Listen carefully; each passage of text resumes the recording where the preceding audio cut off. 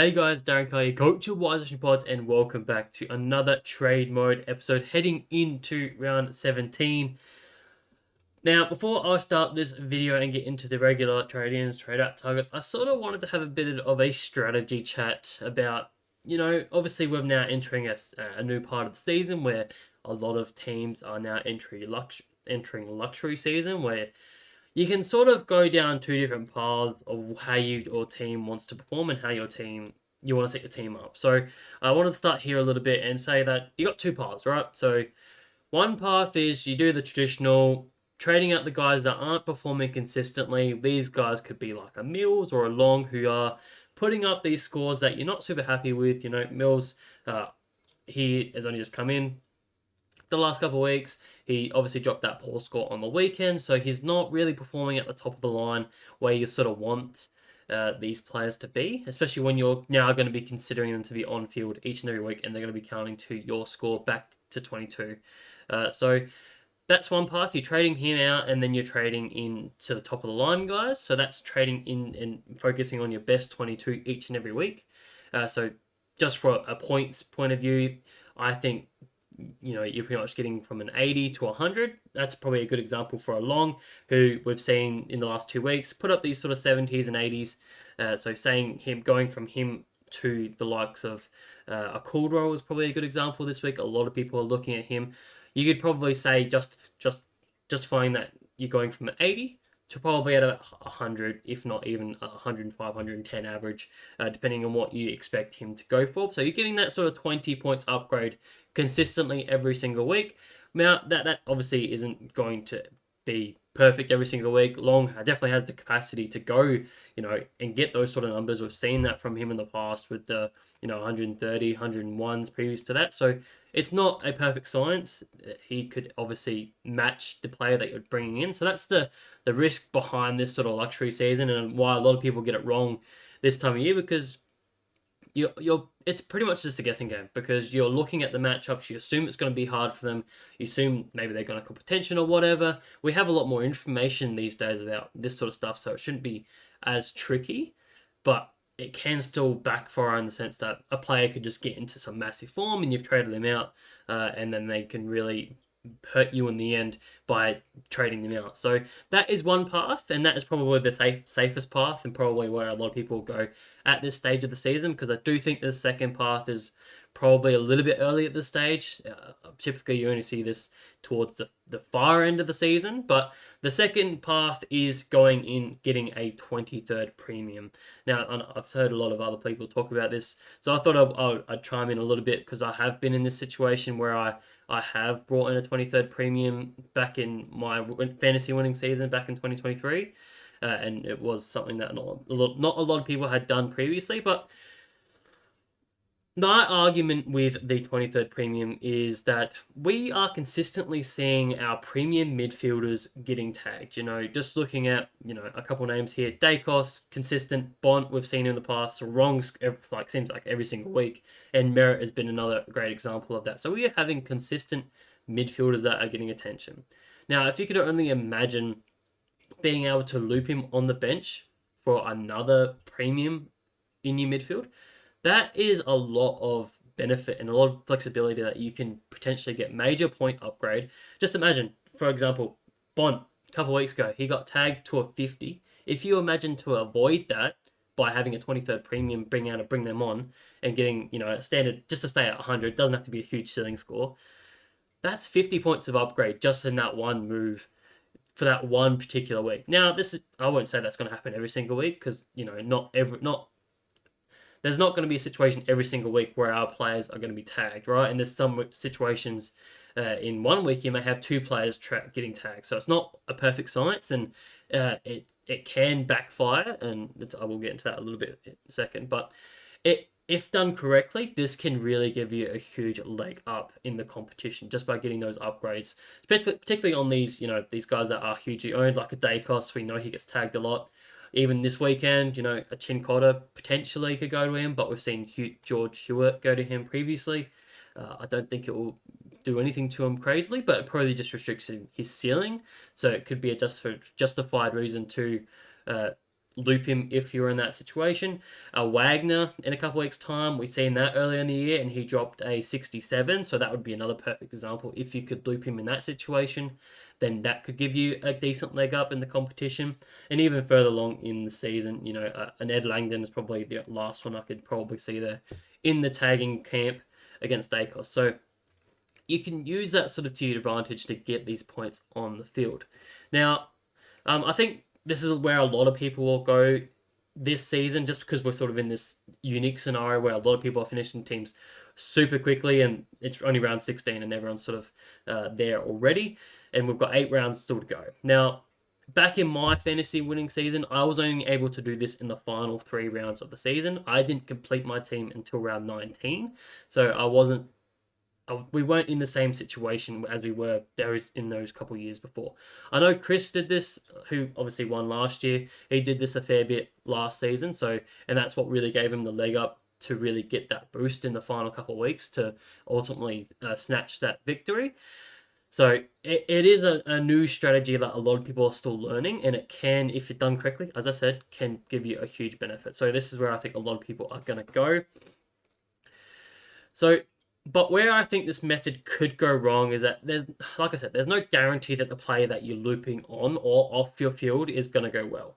So typically how it works is that you put the emergency on the player that you think is either you're either looping him on, either a player that you think is going to get attention if they play early, and if they do well, okay, sub them on for whoever the player you expect them to go badly. Now, this can obviously go wrong because the player that you do and ultimately sub off, you have no score next to the name to say, okay, they've done badly, I can get them off, right? So this is a scenario that I encountered back in my fantasy winning year, back in round 22 last year. Butters, I subbed him out for the likes of Luke Jackson. Luke Jackson had put up a 103. For some reason, I thought Butters was going to perform badly. He was up against GWS. Maybe I thought he was getting tagged. I can't fully remember, but he ultimately went on to put up a 121. So outscored Luke Jackson by 19 points, which isn't massive, but when you're battling at the top, it is very fine and very tight. When I only won my Hilux by 25 points. So just think of 19 points. It's very tight and could have ultimately cost me the Hilux and cost me the win at the end of the day. So yeah, it can go wrong for you quite quickly, particularly if you get on the wrong end of certain players. So it is a risky game, but if done correctly, again, could lead to a massive advantage. But I do still think this is probably a little bit too early for this strategy. I'd be surprised if anyone's sort of in that camp to be able to get a perfect premium. I think, a good example is Tom McCarthy. He's a perfect 23rd premium at this stage because he is so cheap and everyone pretty much has him.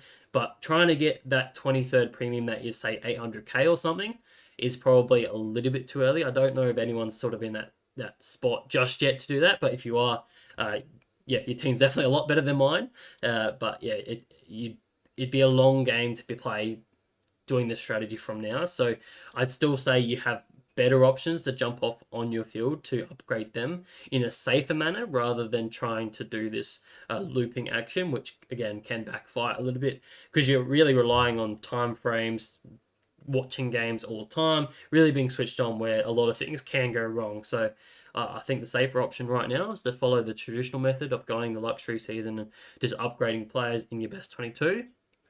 Mills is a perfect example. Long, probably not looking at the coaches yet, or Sam Doherty is probably another great example. So that's probably where I'm at. But if you're in a much better position, then you can look at that 23rd premium or even a 24th premium towards the back end of the season at some stage. So that's probably enough of the strategy chat. I just sort of wanted to mention that a little bit because there is huge. You want to set yourself up and prepare yourself for that sort of strategy if that's the way that you're looking to go in your future trading plan. So that's all I wanted to mention. But let's get into the trade out and trading targets as I always do every single week. So we'll start with the trade out targets, and this is where I am struggling the most this week because ultimately luxury season is really tough to try and maximize your points because all the players that you're trading out could easily backfire on you really quickly. So my list here is my number one, if you still have rookies on the field or you don't have a completed team, that is your focus still. I'd still be advocating to try and get as many rookies off the field as possible. So I know a lot of people will be looking at fielding a Tom McCarthy instead of, bringing in that 20-second premium. And while I don't think that's ultimately the wrong decision to make, it can backfire you on very quickly, because at the end of the day, he is a rookie. He could drop a bad score at any point in time. It doesn't look likely at this stage, just with how well he's been performing with a 101 and a 95. So he looks like he has the scoring potential and looks like he has the decent job security. But that can change very quickly because, again, he's still very new to the system. It only takes one little niggle to be, okay, he's going to be the sub for this game, just to give him a bit of a rest, or even gets rested for a game every now and then you're in this dire situation where you are having to field another bad rookie, and that's going to lose you massive points that week. Now, that's obviously all hypothetical. There's no guarantee that's going to happen, but I'm just saying that's what could happen in that situation. And there's no guarantee that he's going to score consistently all the time. Yes, we've seen 2 weeks of good data, but 2 weeks is not the greatest data to be working off of when it comes to this sort of the year. So I'd still be advocating for people to get your final rookie off field. That's what I'm doing this week, as long as that's how teams get announced. I'll get into that a little bit later, but I'd still be advocating people to get that final rookie off the field if you can. So that's my number one, and that's trading at your guys like your Finn O'Sullivans, your Davidsons, your Johnsons, your Clarks, all these sort of guys.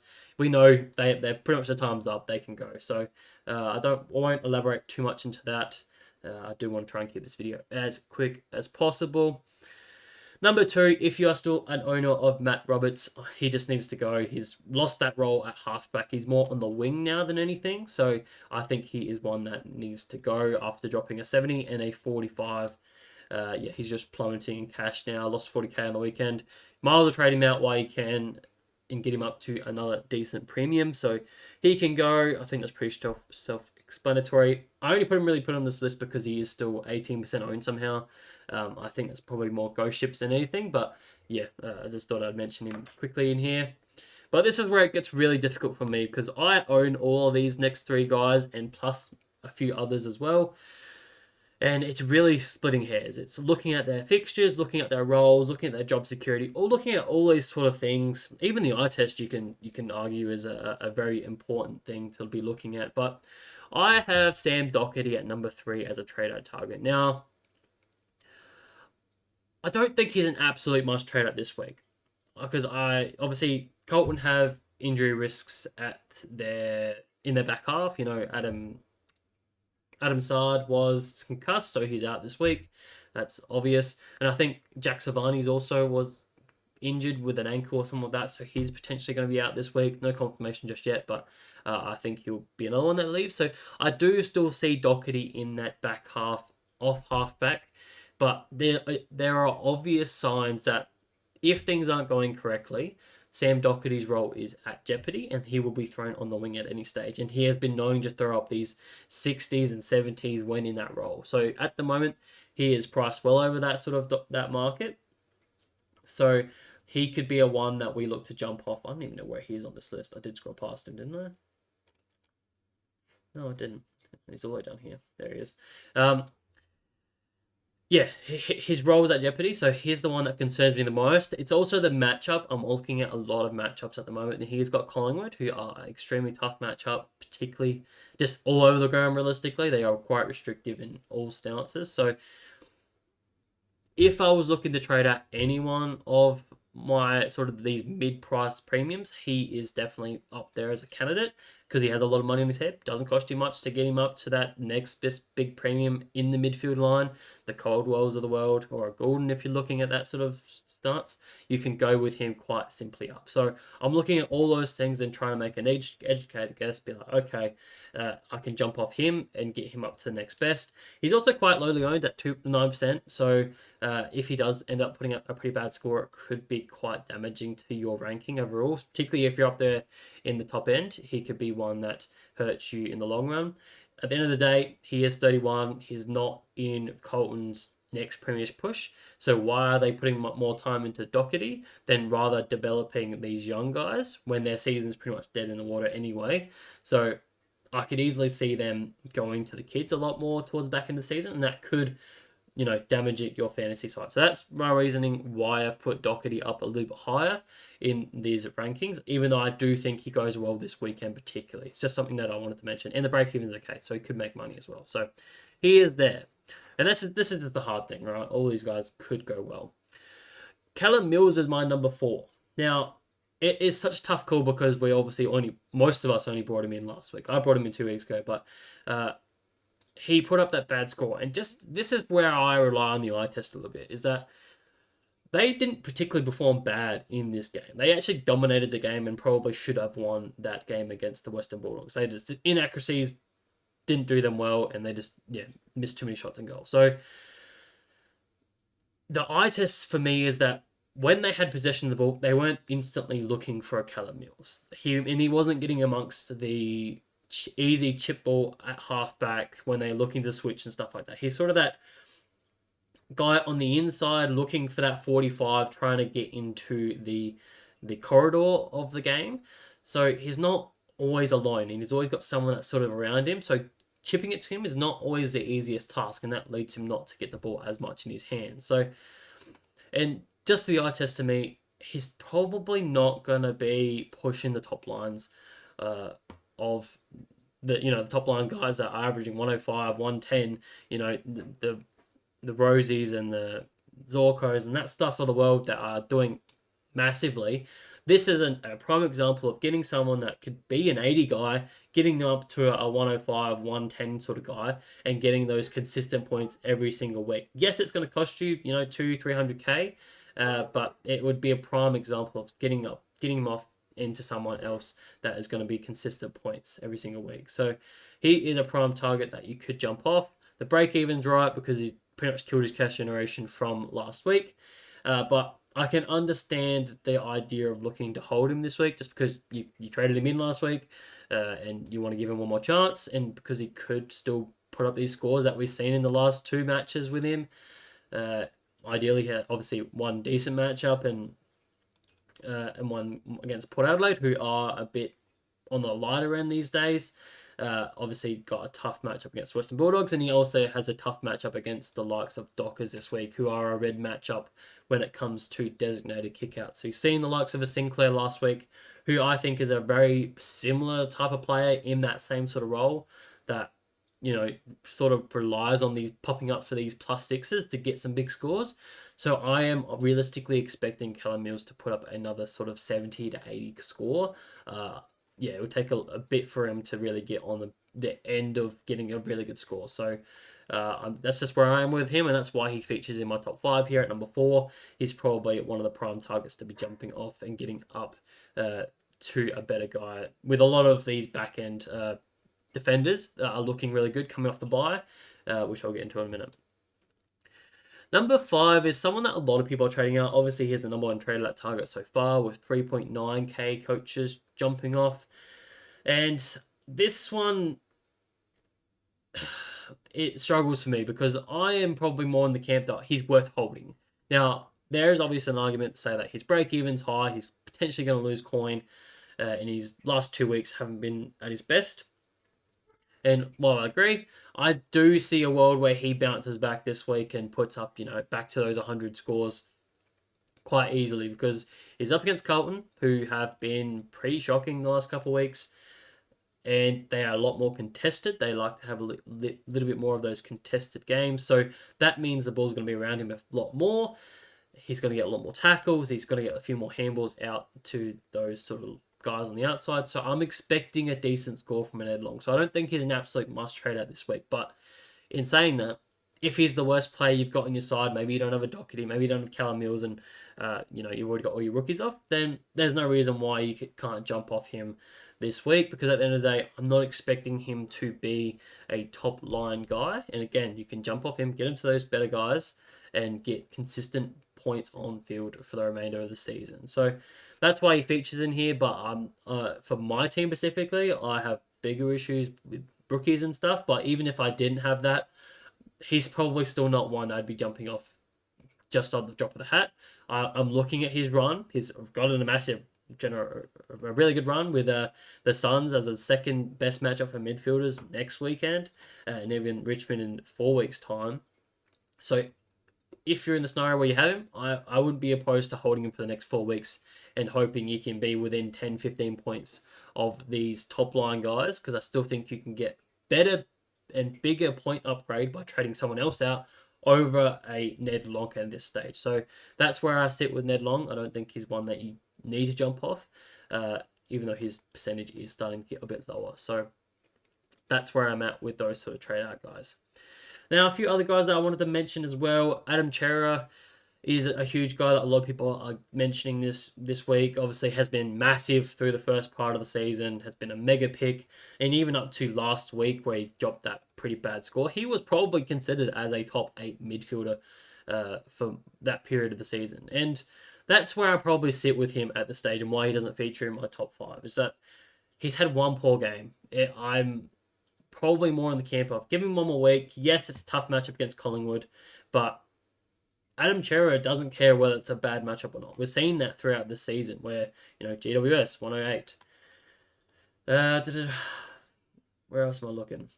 Even Collingwood early in the year, 105. He can put up these pretty good scores when it comes to hard matchups. Yes, it's obviously not as good as that if it was a good matchup and you could lock in that he was going to return back to form. But there's no reason to say that he can't be this guy that we saw for the last 4 weeks or 5 weeks, however you want to look at it, and be this top line guy. So I think you're trading out someone just in the fear state that he's capable of dropping these bad scores, but all of these guys are capable of dropping off bad scores. Even Dacos and stuff like that. They're capable of dropping these very poor scores. So I think you copped that one on the chin. He just didn't look interested. Not that he was injured or anything. Just Carlton got badly beaten, and they really had no spark, and he just really didn't get involved at all in the midfield. So, and he didn't pop up for those 4 or 5 marks off halfback either, which is a bit unusual for him, where we've seen that pretty consistently throughout the season so far. So I'd be saying give him one more week unless you're absolutely certain that he is not going to be returning back into form, and you saw something that maybe a lot of us other coaches didn't. And obviously he has a lot of money on his head, and you can get him to someone else pretty quickly. But I'm looking at what's going to give me the most points upgrade this week particularly, and I just don't know if I see Adam Chera being that player that is going to give me the most points upgrade. So there's that. In saying that though, it's only costing you 50k to go from Hibb to Caldwell, so that's a very decent trade. And maybe you can even sideways another premium if you have a bit of money in the bank to so maybe a Caleb Daniel, maybe you can sideways him to another upgrade and maybe a Miles or something like that, and that can be 2 very good trade-ins who I recommend this week. So there's different scenarios for each team, but in the grand scheme of things, I don't think Adam Chera is going to be the one that gets you the most points on Midfield. I will say his run is pretty terrible. The next 2 weeks are pretty tough. Even Hawthorn are pretty tough. I'll probably show that here instead. It's a bit easier. So Colton's run, 3 tough matchups in the next 4 weeks. So it's not ideal. Even to the remainder of the season, it's not great. So if you want to trade him out, I'm not going to stop you, but I don't think he's an absolute jump off this week when I'm looking at priorities of other guys. I think he's close enough to those top line guys, whereas these sort of guys that I mentioned in my top 5 are a little bit ways from those guys at this stage. Jason Francis is another one I wanted to touch on as well if you are an owner of him. Now, this one's tricky because you obviously traded him back in thinking he would return to form. He hasn't hit the role that you've been looking for, and now he's pretty much plummeting in cash after a couple bad scores, particularly with a 40k drop as well. So he probably falls in the perfect camp of a 23rd premium if you can get upgrade on the other side and get to another decent player, and maybe chuck Jason Francis on the bench and loop him, then that's probably where I prefer. But if you need the cash, then I don't mind trading out a JHF. It's just tricky at this stage with his high break even. He hasn't hit the form that you're looking for. He's not playing the role that we want either. So it's like, all signs are pretty much saying trade him out. His time on ground's pretty low, so take that as you will. I'd probably be trading him out at this stage. His run isn't particularly good with 4 tough matchups. Three tough matchups in the next 4, with only West Coast Eagles in there as a decent matchup at this stage. So there's a lot of signs telling me that I'd be trading out of him more than I would be retaining him as a 23rd premium or someone that I just rely on field. So that's probably where I sit with him. But I do think that's pretty unique. I don't think a huge amount of people have him. So yeah, I've left him off my top 5. If you are an owner of the likes of Lockie Whitfield, I just think it's an absolute hold this week. You held him through last week through his bye, hoping that he was going to be back this week off of the concussion protocols, but he has been ruled out, unfortunately. Now I just think you need to hold him because you will want him when he comes back next week. Even though he has a high break even, he's still cheap enough. I don't think he's going to bottom out that badly. You will want him for the back end of the season with his run coming up. Obviously, you get the benefit of getting him for the Cats game, Essendon, and a lot of people will be jumping on at this stage when he sort of bottoms out in cash. So you'll be one step ahead by holding him this week, and that's where I'd be sitting with him. Unless you absolutely must trade him out because maybe you're running an extra you're running an extra rookie, and you're probably one step behind a lot of the competition, and holding him means you're fielding another bad rookie that's not Tom McCarthy. Then that's the only scenario where I would look to trade him out, because that points that you're going to be losing by holding him this week by fielding a 50 over a 110 or 100 is going to be too significant to field this week. So I'd be trading him out in that scenario. But if you have Tom McCarthy just to be able to just cover for Lockie Whitfield this week, that's what I'd be doing, because I think it's only going to be 10 or 20, 30 points at most in that scenario, not 60. So that's where I lean to in that scenario. Rankin and Caleb Daniel, I put these guys sort of in the same sort of boat because both have been very underwhelming for the last period of time. Caleb Daniel, we've seen enough evidence that he's just going to be this 75, 80 guy every single week. Doesn't matter on the matchup, doesn't really matter on anything. This is what he does, unfortunately. So I don't mind trading him out because, I can see an avenue where you're trading him out to Myers, again, who I highly recommend. Then you're going to be getting that 20 points of upside pretty much every single week, expecting Myers to be this 100, 105 averaging player with his very decent run for the remainder of the season. So I can see an avenue where you're going to get a lot of points very consistently there. But I do also want to mention that Caleb Daniel does have a pretty nice fixture coming up. Although I will say that it doesn't really matter for him. We've seen in the past that he versed Richmond early in the season. He scored a 77. Wasn't amazing. His worst Essendon was for a 77. Only decent matchup he sort of played against was West Coast, and he scored a 97, which was a bit against the grain because we've seen against West Coast it's actually a bit harder to score against as a half-backer. So yeah, I don't think the good run is going to counteract him from being a bad trade-out pick.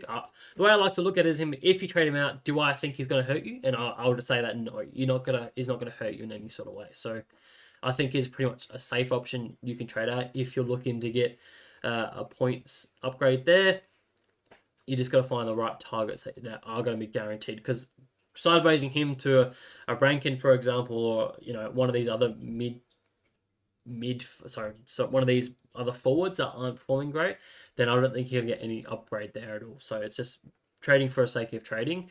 So I'd be holding him unless you want to get him up to a Myers, or you don't have one of the top guys like a Martin, a Smith, or a Jackson, or even a Kennedy. Those 4 are pretty prime examples. And I'd probably throw Myers in there now as well, being up there. So that's where I sit with Caleb Daniel. Pretty much the same goes for Isaac Rankin.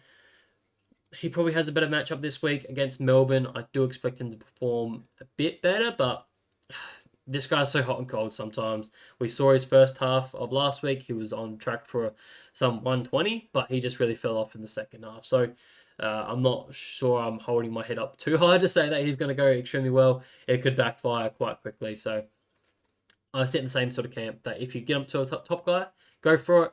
But he's probably not a huge priority this week up against a decent matchup where he could have a bit of a ceiling score. So there's those two. And finally, I wanted to mention the Rucks. I think it's an interesting point of topic that a lot of people are looking at. And pretty much the scenario is if you have a underperforming Ruck, a Cherry has been very underwhelming, but he has a good matchup this week, so I probably wouldn't be looking to trade out there. A Max Gorn, it's tough because a lot of people have already made that move and jumped off of him. But I still don't think it's massively too late to do it because you've pretty much got 2 more weeks of tough matchups, particularly. Even the TDK isn't super difficult, but he has scored well against him previously. So you could jump off of him for the next 3 weeks and then look to jump back on him when he comes up against these much better matchups previously. When he starts to bottom out in cash. So I don't think it's too late to jump off him and go straight to a Brodie Grundy, who I think is probably the only target you're looking at this stage. And you're still banking, I think, 20 or 30k there. So that's definitely an area that you could look at. And that is probably a prime example that you're probably going to bank 20 or 30 points this week and next week, but not long term. It's probably an instant reward sort of thing. You're expecting Brodie Grundy to go 120, 130 pretty quickly. So I wouldn't mind jumping off a Max Gorn this week if you are still an owner and you're missing a Brodie Grundy. Tim English is another one up against a tough matchup, and for the next 3 weeks is pretty tough as well. So if you are an owner of Tim English, I would be encouraging you to jump off him as well. Not to say that he's gonna perform terribly. He has performed well against tougher matchups in the past. Probably not the best example, but Cherry, he only scored a 73 in that first week, so that's what he's up against this week. So it could be another bad game. But besides that, he hasn't gone below 90 pretty much all season, besides that this last week against Brodie Grundy, where he was a bit injured, gave away a lot of free kicks, and didn't really look like the Tim English that we've been seeing all throughout the year. So, but just looking at the run, he could easily have some pretty poor performances for the next 3 weeks and drop a bit in coins. So I wouldn't mind jumping off him there as well. So there are a lot of ruck options that you could jump off this week and go to a Brodie Grundy if you don't have him. But if you already have him, I wouldn't necessarily be jumping off a Tim English to go to a Cherry or something like that, because all those runs are tougher. There's quite a few ruckmen that are coming up against tough matchup soon. So I probably wouldn't be looking at those guys this week. But that is pretty much it for the trade out targets. I spent a little bit more longer than I wanted to with the trade out targets just because it is a very unique scenario at this stage. It pretty much could just be a whole podcast of trading out players, but I will now move into the trading targets. And again, I will go line by line. Probably I should just touch on this now, as I already mentioned it. If you're trading out Ruckman, you're only going to Brodie Grundy. So yeah, take that as you will. You're not going to anyone else. I know Roll Marshall looked okay, but he does have some tougher matchups coming, so I wouldn't be going there. Brodie Grundy's a red matchup now, and then he's got Gorn and Cherry in the next... so he got 3 tough matchups in the next 5, so I'd just take that, and I'd say no, don't go there at this stage. So yeah, there's that. So that is the Rucks done. Let's go to defenders. This is where a lot of people are looking, I think. Now, I will start off saying that a lot of people should have a lot of these defenders already. Max Holmes, I think if you don't have him, you absolutely want him this week. I know he's very inconsistent sometimes. He is very capable of dropping these 70 scores when the game isn't going his way. But he has that ceiling that you really want from a premium player, that if you don't own him during these weeks where he scores a 130 or 140, it is going to hurt your side. So I think this week, up against the best matchup, he is going to kill it, and you want him this week. So he is my number 1 target for defenders at this stage, but I think a lot of people have him already. He is 30% owned, so this is really doubling down. If you don't have him, get on him now. And that probably goes for the exact same of, an Asai Wang and a Malera or a Rosie. All these sort of guys that have decent matchups and are top of the line premiums in their line, you just want to target them. You don't want to mess around too long with these other guys.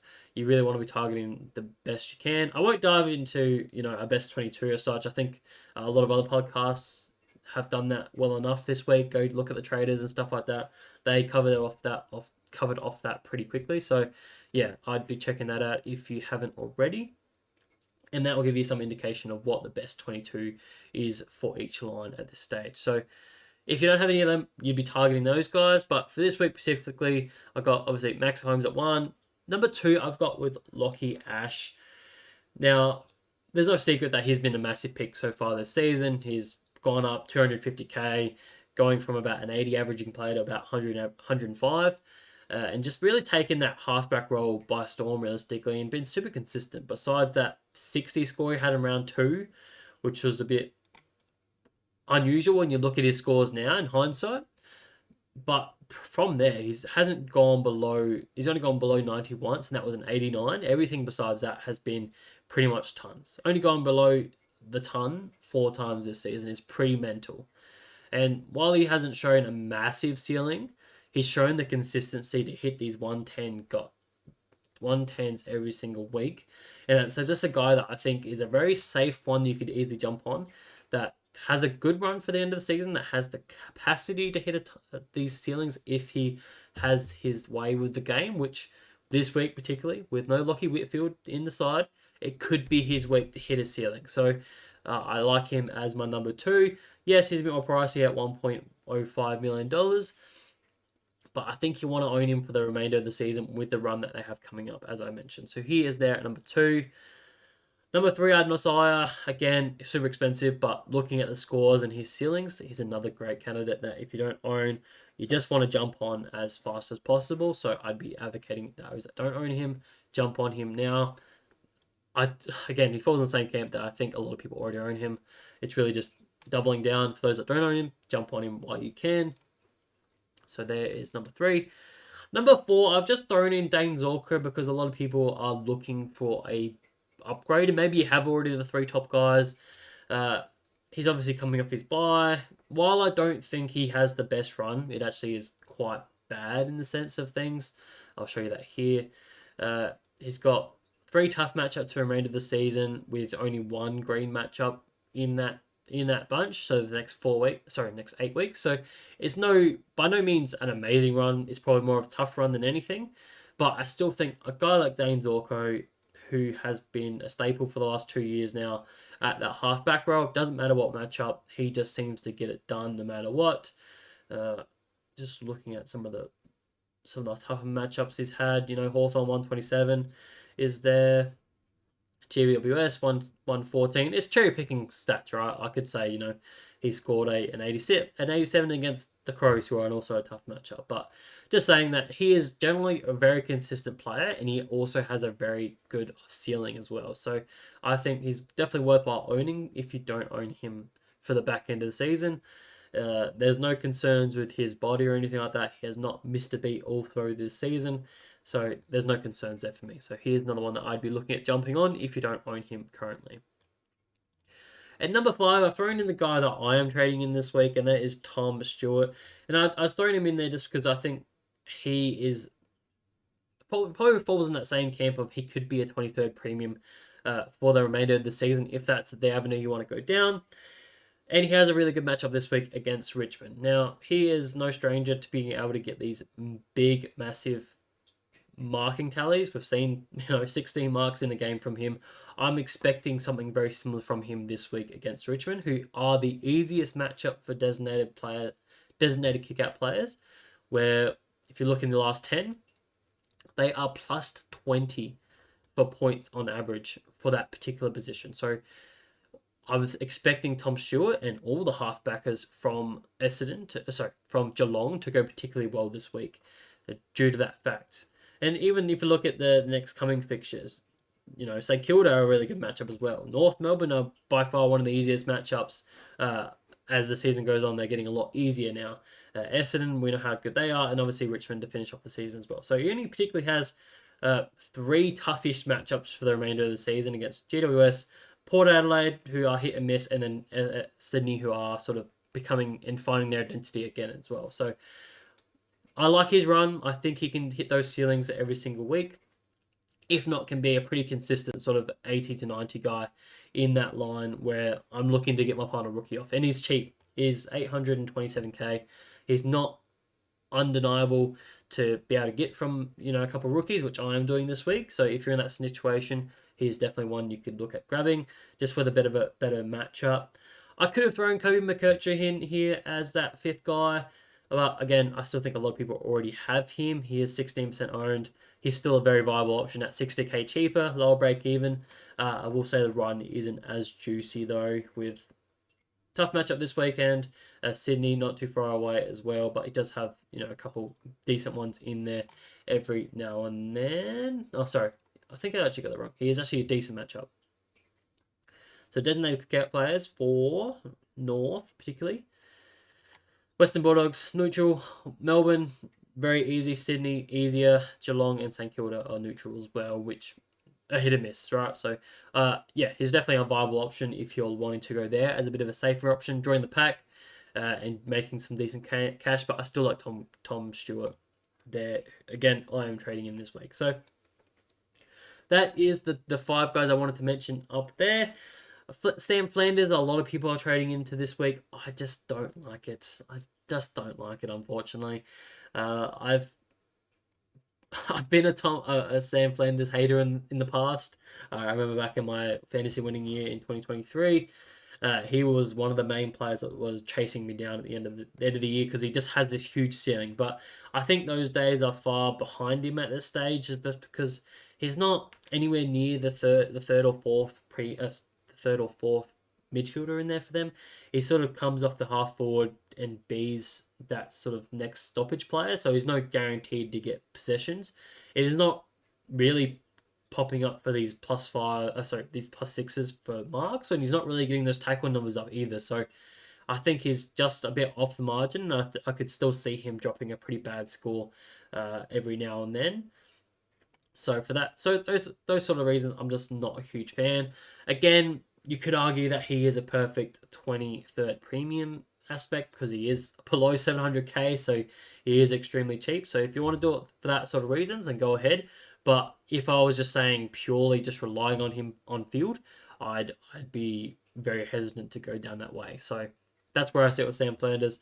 Looking at his run, it's not too bad. Oh, sorry. Essendon this week is fine, but the next three it's really tough. Even post that, he's really only got Richmond, which is the only easy matchup for the remainder of the season. So the run is not good at all. So there's a lot of things telling me I'd rather go against this than rather go with it. So there's that. Scrolling down, looking at a few numbers here. Miles Bergman's an interesting one after getting a bit more responsibility in that midfield, fresh off a 2-year deal with Port, which was very surprising in my opinion. Still at a very good price point. Is probably a bit more of an interesting one, but looking at the run for me, he's got 3 tough matchups for the next 4 weeks, only with West Coast in there, but he doesn't seem to really care a huge amount. He's more playing that negating midfielder, obviously against the best of the best. He's obviously against Paddy Cripps last weekend and just got the better of him just with his running capacity. Which before that we've seen the likes on Isaac Heaney, but he did get injured, so I'll probably write that one off a little bit. Besides that, he's been averaging over 100 for the last probably 6 weeks. So there is probably enough evidence to say that he's a worthwhile jumping on if you're wanting to go back down this field. I just think it could be very hit and miss with that next run, and I do think there's probably a few better guys like McKercher, like a Tom Stewart, that can hit very similar sort of areas for a bit cheaper in that sense. And probably, yeah, bit cheaper. So there is that. Jordan Clark, if you jumped on after last week, after I recommended him, you would be pretty happy with that 122. I do think the fixture does start to catch up with him a little bit this week. So, no, Sydney are okay at this stage, I think, for designated kick-out players. We'll see how that sort of changes up, but the next 2 weeks after that is tough. So I still don't mind him as an option, but he is extremely expensive, and I'll probably lean towards these other guys before him, just because I don't think he's going to be anywhere near the top line guys. Josh Dacos is probably the last one I'll mention here. If he did jump on last week, didn't get it done and was very underwhelming, unfortunately. He just does put up these middling scores of just around the ton and not being close enough to the top line, and he's extremely expensive, so I probably wouldn't go there this week at all. So that is probably that in the end. We'll move on to midfielders now. So I've only put 3 names here in the midfield because I think a lot of people should already have the main guys, like your Dawsons, your Dacos, your Brayshaws. If you don't have any of those 3, I think that's your main target for most weeks. Maybe not exactly this week, but you should be trying to get them in your side throughout this week. I think, off memory, Dawson probably a decent matchup this week against Melbourne. I do expect him to go well. Dacos, here and there, obviously with a bit of a tag issue potentially. And Brayshaw, I'm trying to think who they play against. I think they play against the likes of St Kilda, maybe? Yeah, St Kilda. So that could work out well for him as long as he doesn't cop the Windhager tag. No, they already first. Let me get it up. They're up against Sydney, so yeah, as long as they don't cop the James Jordan tag, I knew there was a tag coming his way potentially. So yeah, maybe it's probably not worth trading in Dacos or Brayshaw this week, but definitely want them at some stage because they are the main 3 at the top in that line. But I have the likes of Jai Caldwell at my number 1. I think he is a very viable chance to be my number 1 trading target overall this week because since returning from injury and besides his injury games, he's been a very stable top line premium with consistent 120s for the last sort of 5 weeks. Even in lower time on ground against tougher matchups, it doesn't really matter to him. He seems to get it done, where he's pretty much averaging 110 in the last 5 weeks. Hasn't only gone below 110 with a 109 in the last 5 weeks, which is pretty impressive. I would like to see his time on ground jump up a little bit, but it doesn't really matter. He just gets it done. The matchups for the next 2 weeks are pretty mega as well, so I think he could have some pretty big ceiling scores. And the way that he goes about his footy and gets the tackle numbers, plus some marks, plus obviously knows how to rack up the peel as well, he is definitely a viable option to have these massive scores, and I don't think you want to miss out on him for the next couple of weeks. So he is definitely a high priority to get this week. He is expensive, but again, when there's a lot of uncertainty when it comes to our midfielders at this stage, he seems to be a very consistent player that doesn't cop any attention because you've got the likes of a Martin or even a Merritt, who obviously draw a lot of the attention away from Caldwell. So I think he is a very, very good option this week at number 1. Number 2, I've gone with the likes of Errol Goulden. Now, this probably could be a week or two too early, but since returning from injury, obviously put up the 71 last week with a limited time on ground, but his body just seems like it's hitting back to where we expect it to be with his 89% time on ground. That will increase up to that sort of 95% that we're used to seeing from him. But some decent matchups coming up for him with Freo, St Kilda North in the next 3 weeks, and even towards the back end of the season, you've got Essendon, the Cats, and the West Coast Eagles. So I do think you'll want to own him throughout some stage of this decent run. And I don't see any reason why he couldn't jump on this week while he is below $1.1 million. It's Errol Goulden. We know how good he is. He's one of the best fantasy players that we have in the competition right now. So I don't see a reason why he wouldn't be jumping on him.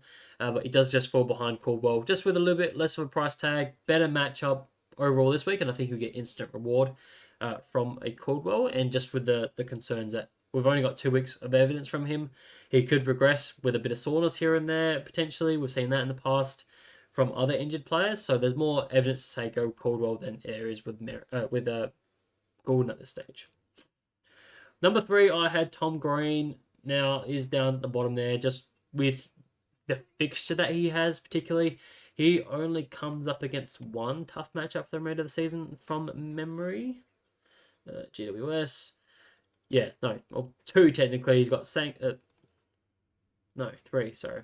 He's got the likes of Sydney, Western Bulldogs, and St Kilda throughout the rest of the season, but he's got 4 really good matchups against West Coast, Essendon, North, and Gold Coast Suns. So I'm pretty sure that's the 3 or 4 of the top midfield matchups. So he could have a really good ceiling with those sort of guys. So I really like his run. His previous scoring has been a bit up and down, but I think that's what we're going to expect from him every now and then. He's going to put up these tougher scores against some tougher opponents. So yeah, I just like him for that sort of sense that he's going to hit those ceilings every now and then, but he's may not necessarily going to be the most consistent player. But again, with a decent fixture coming up, he should be a bit more consistent on the run home. And for the price you're paying at just under $1 million, you can't really go too wrong. So that is my targets at the in the midfield. I think I only covered 3 because I don't think anyone has all of these guys. So I think I've covered off those sort of guys there.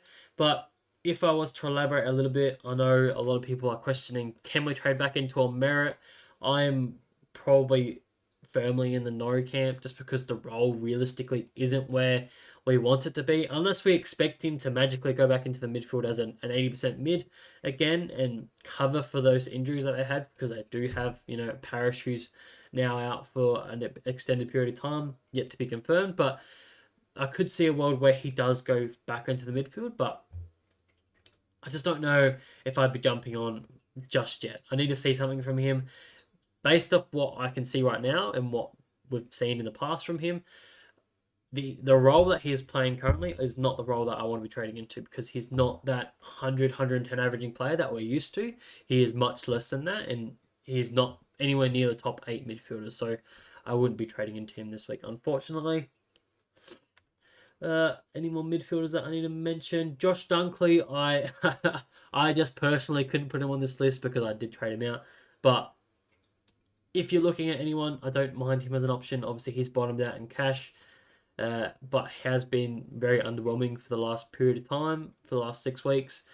Unless you see that turning around and him starting to perform a bit better, go for it, but the run is pretty terrible. I'll show you that here. Only plays 1 good matchup for the remainder of the season against the Gold Coast Suns, but besides that, he has 5 tough matchups for the remainder of the season. So I wouldn't be going there if I were you, but I wouldn't stop you.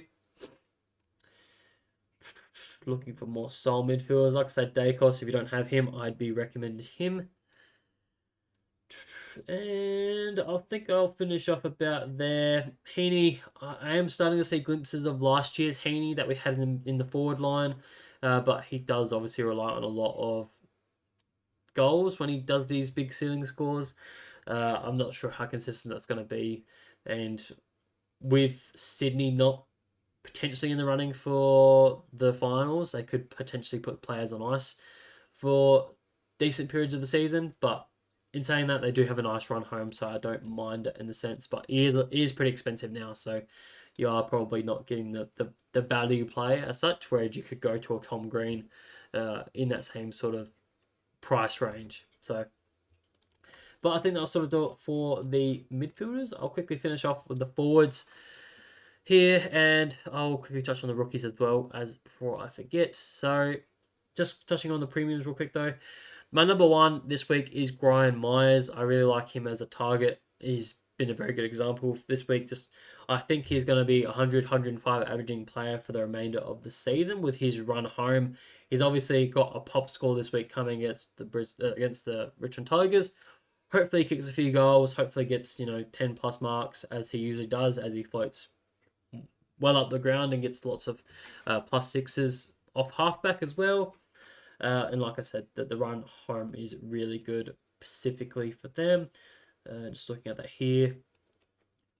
Richmond, North, Essendon, Richmond again to finish off the season. Even got St Kilda in there, who does have some decent matchup points for those guys that do rack up the marks. So, yeah. I like him at number 1. Probably don't need to elaborate too much more on that. Luke Jackson's there at number 2 for the reasons that he's just performing really good at the moment. His role looks amazing. I expect Sean Darcy to get a bit of rest every now and then, so that means he's going to be back to being solo ruck every other week. So he's just in that great form that if you can jump on him, I wouldn't stop you. particularly if you're upgrading from, a Caleb Daniel up to him, then that's netting you good points. So he's there at number 2. Number 3, I still have Jack McRae. His run coming up is looking pretty phenomenal for this particularly 5 weeks of period. So I don't mind jumping on him now, while he's still at a very decent price point at 911k. He does have 2 tough matchups coming, but I still think he is better than a Caleb Daniel or a Rankin. It's probably not the biggest point upgrade this week, but I think long term you'll definitely get a lot of that benefit coming to you. So keep that in mind, that you probably want him for this period. So make your plans now. Number 4, I had Christian Petrarca. Again, probably falls within that sort of camp of, if you don't own him, he's probably top 6 for the remainder of the season. Just falls in there and probably is 5-10 points better than those Rankins and Caleb Daniel types. So he's a decent target. Not the best matchup this week, I'll say, against the Crows. So maybe you could avoid this week. But yeah, I think you'll want him for, North, St Kilda, West Coast, particularly. So yeah, decent next 4 or 5 weeks. And finally, I've thrown in Sam Darcy at number 5. Up against North, I expect a pretty big score here. We saw, Chol kicked a fair few goals for Hawthorn. Gunston kicked 7 even.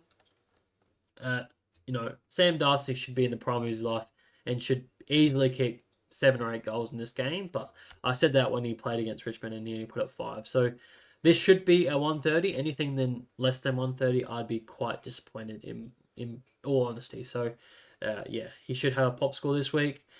He will struggle, against the likes of Adelaide and Brisbane Lions, as they have some pretty restrictive key defenders.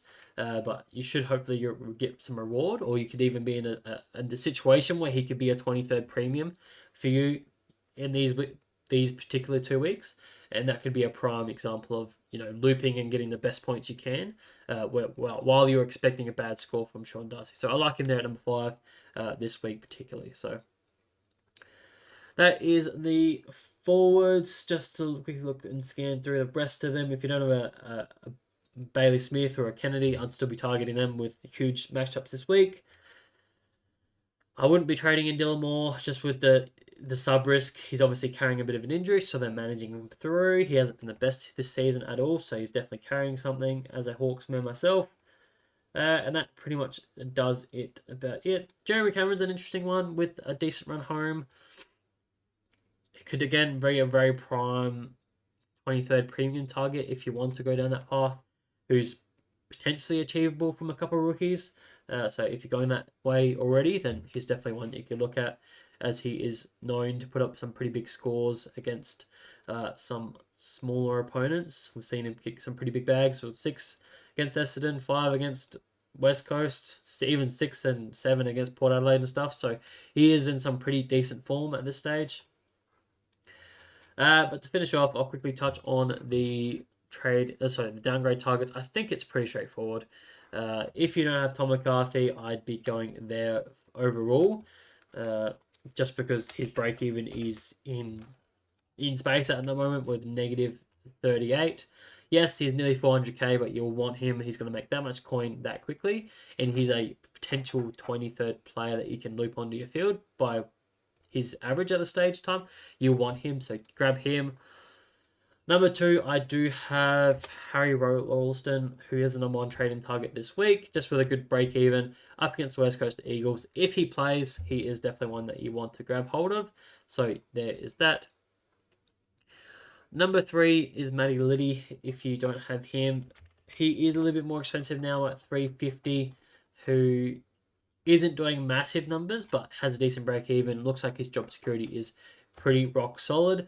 The matchup is pretty tough this week, but if you're looking for cash generation options, he's definitely one that you could look at. Archer May is the 4th guy I have here, who is a bit cheaper as a forward if you're looking for a forward rookie. Or obviously the first Rolston and Liddy were midfielders. He's definitely the forward target I'd be looking at sub 300k, negative 11 break even, who is doing quite well with scoring, with some decent matchups coming as well. He should score quite well. And finally have Jasper Alga, if that's how you pronounce it, as a very cheap guy, 242k, break even of 6 at the forward. He showed a lot of promise last week in his first game that he wasn't the sub. Kicked 2 goals and did plenty around the ground, which was nice to see. So I think he could be a decent scorer for us with some pretty decent matchups in the next couple of weeks. And I don't think he'll be used as the sub anymore. Obviously, Lynch is got suspended for 5 weeks, so that only increases his job security as well. So yeah, I like him at number 5. So that is the trade-in targets this week. I don't think there's too many other rookies I'd be looking at, but I think I've covered off a lot of the players that I need to mention. Just quickly going to scan through all the top guys here. Yeah, I'm pretty sure I've covered off everybody there. So hopefully that has covered all your questions. Again, quickly looking at my trades before I send you off. I am still looking to do Finn O'Sullivan and Zach Johnson, to Rolston and Tom Stewart, and that gets my final rookie off field. I was playing around with, trading out a Callum Mills and getting him up to a Lockie Ash and fielding the likes of Tom McCarthy on field, but that does mean that I do miss out on Harry Rolston because I would need to trade in another defender rookie because obviously I need to replace Tom McCarthy who's on my bench. I would need to trade in a red dot there, so I'm just not sure I'm quite there just yet. That is potentially something that I may look to do next week if that's the way I want to go, but I'm just leaving my options open at this stage. I do think Harry Rolston is a pretty good target this week. I should have mentioned my top 5 overall. So my top 5 overall trading targets. Caldwell is my number 1. I really like him there. Number 2, I have Brian Myers. I still think you get a lot of points upgrade if you are either getting from a rookie or you're getting him from a Rankin or a Caleb Daniel. You're still getting some massive points there, and you should expect a pop score. Number 3, I had Lockie Ash. Again, super consistent off halfback, got a decent run, so I like him there at number 3. Number 4, I had Errol Goulden, returning obviously from injury and is finding the prime at the moment. And then finally, I had a straw rookie in there at number 5 as Harry Rolston there. So that is my top 5.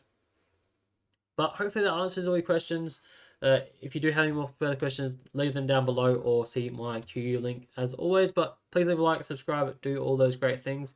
But until then, I will see you for tomorrow's captain video if you're tuning in for that. But all the best, guys. Have a good weekend. Bye. All the pain.